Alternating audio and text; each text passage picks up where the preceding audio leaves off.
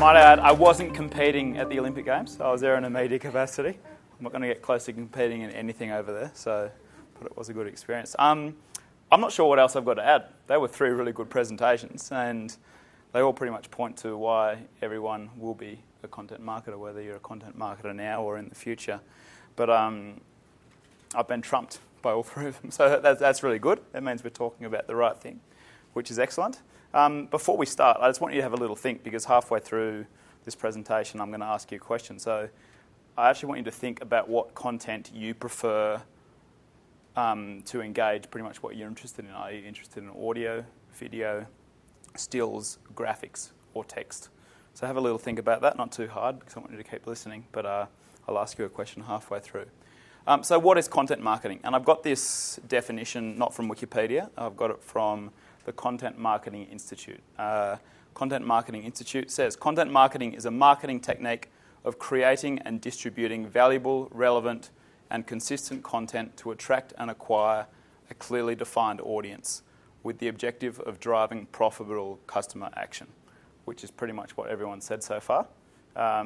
Content Marketing Institute was set up by a man called Joe Pulizzi in the United States in about 2005, 2006. You should all jump on his website, because you'll learn everything about content marketing you can possibly learn. They run a yearly conference over in Cleveland, Ohio, but they brought it to Sydney the last couple of years, and it's an extremely valuable conference if you ever have a chance to go along. So content marketing. How has the world changed? If you wanted to get your message out probably 10 or 15 years ago, potentially even less, you relied a lot on traditional advertising, and you relied a lot on coverage in the newspapers. You might have thought you had a great story, you'd pitch it to the Canberra Times. This is what we used to have to do. Canberra Times would think, no, that's not a great story, so I'm not going to run it. No one hears about your message. We spent endless hours on the phones every day pitching client stories to the media, and at the end of the day, some stories were great and they got a good run, but if they didn't get a run, you would shelve it, and no one would hear about your message. So the world's changed. Everyone is now a publisher. Everyone's got a website. If you don't have a website, you should definitely have a website. And I think it was Joe or Catherine that talked. I think Catherine, you talked about it. It's about driving people back to that website so that you get a clear message. And we'll talk about that in a tiny bit. We've also heard this message tonight. It's what consumers want. So everyone knows what they want to be learning about. A good example of that is television advertising. How many people watch the TV ads now? If you're sitting at home, do you fast forward through them, or do you go off to the bathroom or make some dinner? Does anyone watch TV ads anymore? Okay, that's good. That helps me talk a tiny bit. So TV ads, no one watches them. You need to get your messages through in a different way. Everyone is now a publisher that I've just mentioned, so you've got the ability to tell your audience the message that you want them to hear, and also the message that they want to hear themselves. It's delivering information that makes the buyer more intelligent. And what I'm going to do actually for the next part of this talk is talk through Content Group's 7-step content marketing methodology. And a lot of it has already been covered in the other 3 speeches, but we'll touch on different areas. So the first step of our methodology is research and discovery. Brand personality. Your brand personality is critical. If you don't portray your brand in the right way, then people are not going to connect with that brand.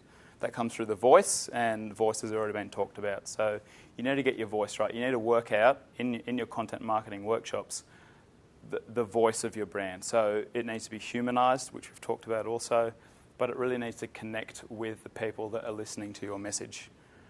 We do a strength, weakness, opportunity and threat analysis, which is not a new scheme by any means, but it's really important when setting up your content marketing strategy to go through a SWOT analysis.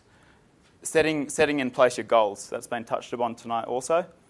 It's really important that you identify your goals at the start of your content marketing strategy, because if you don't have a goal, then you don't know how to measure success at the end of the project. Key performance indicators.